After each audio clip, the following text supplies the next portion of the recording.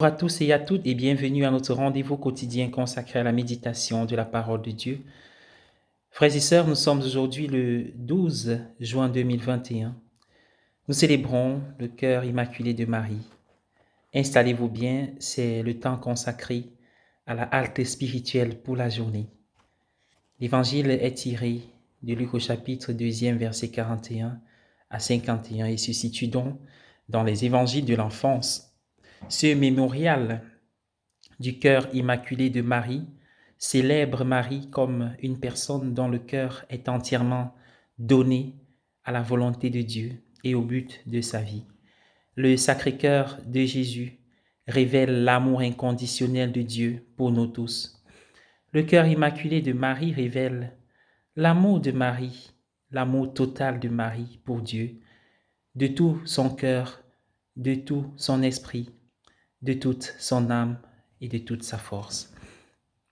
À la fin de la deuxième lecture de ce jour, saint Paul dit que Dieu a fait de l'homme sans péché, c'est-à-dire Jésus, un pécheur afin que nous devenions en lui la bonté de Dieu.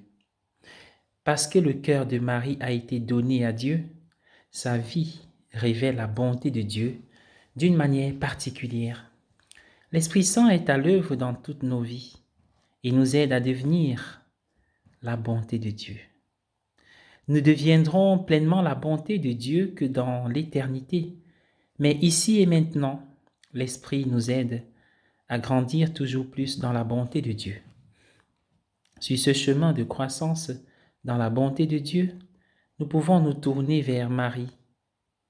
Oui, nous pouvons nous tourner vers Marie pour obtenir un soutien dans la prière, en lui demandant aussi de prier pour nous, pauvres pécheurs, maintenant ainsi qu'à l'heure de notre mort.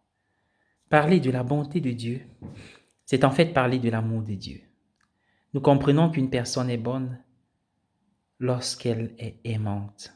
Devenir la bonté de Dieu signifie devenir aussi aimant que Dieu est aimant. La vie de Marie a révélé la bonté de Dieu, l'amour de Dieu, d'une manière particulière. Dans la lecture de l'évangile de ce jour, son amour pour Jésus s'exprime dans sa volonté de laisser Jésus suivre le dessein de Dieu pour sa vie. Lorsque son jeune fils a dit qu'il devait s'occuper des affaires de son père, elle-même et Joseph n'ont pas compris ce qu'il voulait dire par là. Marie, nous dit-on, gardait toutes ces choses dans son cœur. Elle ne comprenait pas en effet ce qui se passait dans la vie de son fils, mais parce qu'elle l'aimait si profondément, elle a laissé faire, lui permettant d'être fidèle à son moi le plus profond, à l'appel le plus profond de son Père céleste. C'est ainsi que la bonté et l'amour de Dieu se manifestent souvent dans nos vies aussi. Ils se manifestent dans notre volonté de permettre aux autres d'être fidèles à leur nature profonde, à leur vocation. À tous et à chacun, bonne journée, bon week-end. Que le Seigneur vous bénisse toujours et partout.